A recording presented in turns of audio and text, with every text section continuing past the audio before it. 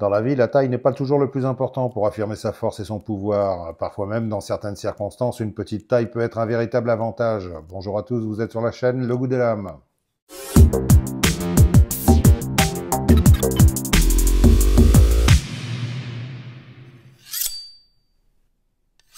Aujourd'hui, je vous présente Lulu, un petit couteau adorable et plein de qualités qui prouve que la taille n'est pas le plus important. Ça t'arrange bien. Chut. Allez, je commence par ses spécifications. Il fait une longueur totale de 17,1 cm, longueur de lame 7,5 cm, longueur de tranchant 7,5 cm, largeur de lame 2,4 cm, épaisseur de lame 3 mm, longueur du manche 9,6 cm, épaisseur de manche 22 mm. La lame est en acier CPM Magnacut à 62 HRC de forme drop point avec émouture scandinave et finition brute. Le manche est en green micarta avec intercalaire en G10 rouge. La construction est plate semelle et son poids est de 108 grammes seul et 169 grammes avec l'étui en Kydex. Le design est de Ben Petersen et sa fabrication est 100% américaine, est assurée par White River Knives, une référence dans le domaine des couteaux outdoor. Alors, pour vous dresser le portrait, Lulu, en fait, c'est le nom d'un col montagneux du sud du Montana, très fréquenté par les randonneurs et les aventuriers du week-end qui adorent faire du bushcraft. Eux, ils ont la chance d'avoir un jardin de pépé bien plus vaste que le nôtre. Et comme l'explique Ben Petersen, le fondateur de la marque Knafs, à force de voir des randonneurs en VTT ou des marcheurs avec sac à dos, ce qu'ils appellent des backpackers chez eux, c'est un terme qui désigne ceux qui marchent avec un sac à dos. En France, on n'a pas de terme équivalent.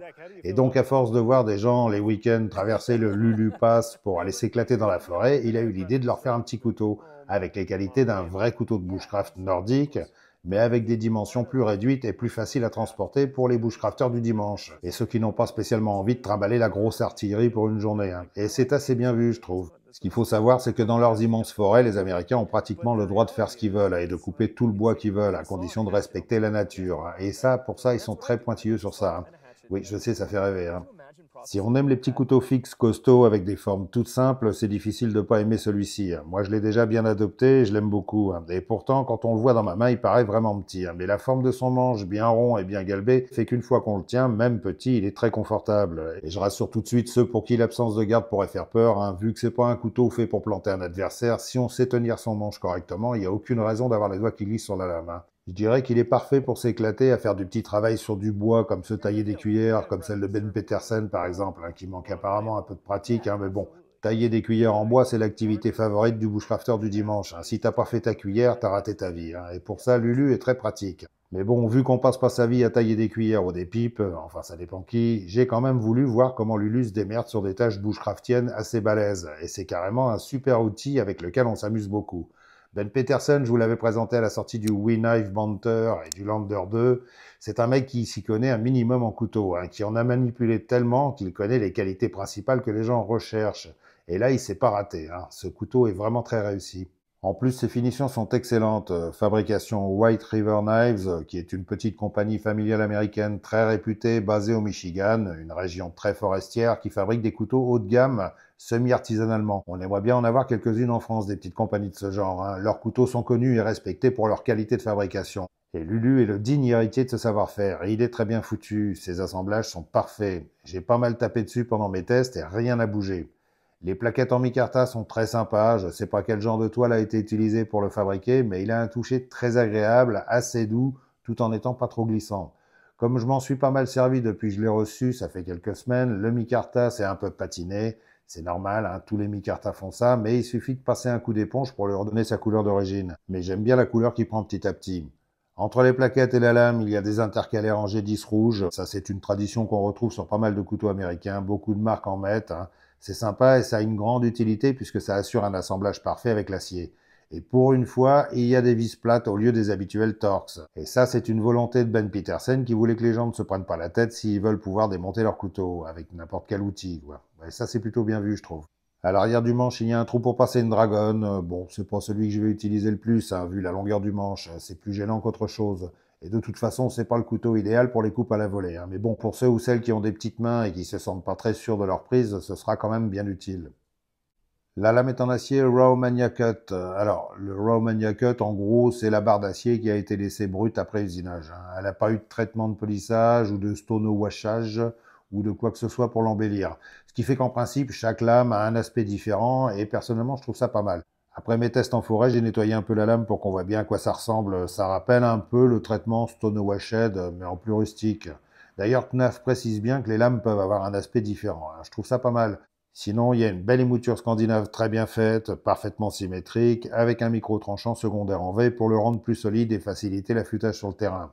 Sur le dos de lame, il y a du jimping bien placé et très bien fait, qui agrippe parfaitement le pouce sans être agressif et qui a le gros avantage de très bien fonctionner avec un Firesteel. On sent que tout est bien pensé sur ce couteau, il n'a pas été conçu à la légère. Après le succès des Lander 1, 2 et 3, qui sont des modèles d'ergonomie, Knauf ne pouvait pas se permettre de sortir un truc mal fichu. Et même si sa taille peut paraître trop réduite pour être utile, en fait, c'est un parfait petit compagnon pour nos petites aventures dans nos petites forêts pleines de randonneurs ou dans nos petits jardins de pépé. Il coupe vraiment très fort, il est super costaud et on peut lui demander beaucoup de choses. Et je dois reconnaître que même s'il est très cher, le Magna Cut est un acier assez impressionnant en termes de résistance. Quand on commence à tailler des trucs, on n'a plus envie de s'arrêter. Et comme Lulu fait quasiment la taille d'un couteau à huître, on l'a parfaitement bien en main pour faire de la sculpture sur bois. Si on est un pro du piqué ou de la cuillère, c'est un vrai bonheur. Avec cet acier, on peut se tailler tout un service de table avant qu'il nous laisse tomber. En plus, sa petite taille le rend super facile à manipuler. À condition de savoir manipuler un couteau, bien sûr. Ah, on la sentait arriver celle-là. Mais non, t'inquiète. Et là où Ben Peterson a une bonne idée, c'est de partir du principe que beaucoup de gens n'ont pas spécialement envie d'être en mode ouais, survie dans la forêt, ou alors en mode ouais, moi je suis bushcraft pur et dur. Il est comme beaucoup de gens, il aime s'amuser dans les bois, à se tailler plein de trucs sans se prendre au sérieux et sans se prendre la tête. Et le choix de l'émouture scandinave est assez cohérent, parce qu'elle est vraiment idéale pour ça. Elle mord vraiment très fort dans le bois, et avec son micro tranchant secondaire, on n'hésite pas à forcer sans prendre de risque de voir apparaître des dents ou des déformations. Et c'est là tout l'intérêt de ce principe. Rappelez-vous, j'en avais déjà parlé pour les tranchants convexes, avec le Beavercraft, je vous mettrai un lien en haut de l'écran. Ça permet d'avoir toutes les qualités d'une émouture Scandi sans sa fragilité. Donc ce petit Lulu est le couteau parfait pour s'amuser sur du bois. Mais heureusement, il est aussi capable de servir pour des petites choses quotidiennes. Mes tests scientifiques approuvés par les experts de YouTube montrent que malgré la géométrie scandinave de sa lame, il se débrouille super bien sur la saucisse sèche et l'épluchage de pommes. Et alors là, accrochez-vous, sur le coupage de paracord, on frôle la perfection. On sent bien l'efficacité de cette émouture et de cet acier. Et c'est reparti pour un tour. Non, pas du tout, je suis totalement sincère, ce couteau est une petite merveille. Au passage, j'en profite pour vous faire une comparaison avec quelques-unes de mes petites lames fixes favorites. Le SI Isula 2, bien sûr, l'incontournable.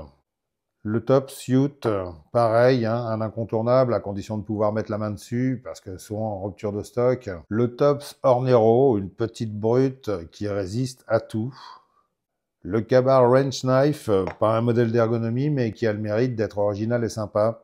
Le Real Steel Receptor, un modèle assez ancien, mais très sympa et pas cher du tout, mais qui mériterait d'être mis à jour côté acier. Et dans un genre très différent, un autre incontournable et très économique, le Mora Eldris version Scandi. Tout ça, ce sont des couteaux que j'ai beaucoup utilisés, certains que j'utilise encore, depuis je suis passé à autre chose, c'est normal, mais bon, je peux quand même les recommander les yeux fermés, ils sont tous très bons. Et comme on peut voir au milieu de tout ça, le Lulu a vraiment des proportions parfaites, pour aller faire joujou dans les bois sans risquer d'attirer la marée chaussée.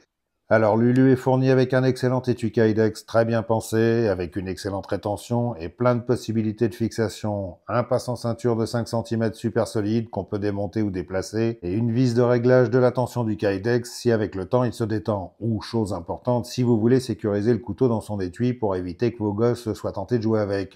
Je trouve que tout est très bien pensé sur cet étui. Sur leur site, ils vendent également les Ulticlips, qui sont super utiles si on veut clipser solidement l'étui sur le bord de ses poches. Et sinon, il y a l'option étui cuir, qui apparemment n'est pas fournie avec.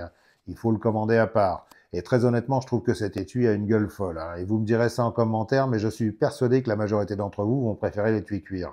Et même si je préfère en général le Kydex pour son côté pratique et polyvalent, j'avoue que cet étui me plaît beaucoup. Bon, je pense que tout le monde a compris que j'aime bien ce petit bonhomme. Je le trouve bien pensé, il est joli, très solide, son acier c'est le top du moment. C'est un compagnon idéal pour les petites sorties, les randos, les campeurs, les tailleurs de cuillères ou de bâtons et d'autres choses, c'est votre vie. Alors évidemment, qui dit acier tip-top, conception et fabrication 100% américaine veut dire prix en conséquence. Ça tape même assez fort. Ce bébé coûte la bagatelle de 230 $ sur le site Knafs. Alors, Si on ajoute les taxes plus les frais de port, on doit arriver autour de 300 $, hein, soit 280 €. De toute façon, apparemment, Knauf ne livre pas de couteaux à l'international. Il livre le reste, les accessoires, les plaquettes de manches, les outils, mais pas les couteaux. La compagnie n'est pas assez grosse pour se le permettre, donc il préfère laisser le boulot aux revendeurs. Et ce modèle actuellement est à 295 balles sur le site Knives and Tools. Ça pique un peu, mais bon. C'est le prix de l'exception, et comme c'est une nouveauté, il n'est pas encore distribué partout. Espérons qu'il le soit bientôt, hein. Parce qu'il est vraiment très cool, Lulu. Voilà, je vous remercie d'avoir regardé cette vidéo. Si elle vous a plu, vous savez quoi faire, hein. Et n'hésitez pas à commenter sur ce petit couteau, même si je sais d'avance que beaucoup vont surtout parler du prix, hein. Mais bon, c'est sûr que c'est pas du low cost, hein. J'ai pas mal d'autres belles lames à vous montrer, des fixes et des pliants, donc profitez-en également pour dire ce que vous avez envie de voir en premier. Comme ça, j'essaierai d'adapter mon programme de sortie, dans la mesure de mes possibilités, bien sûr, hein. Et en attendant, soyez fluides et surtout, restez bien affûtés. Salut!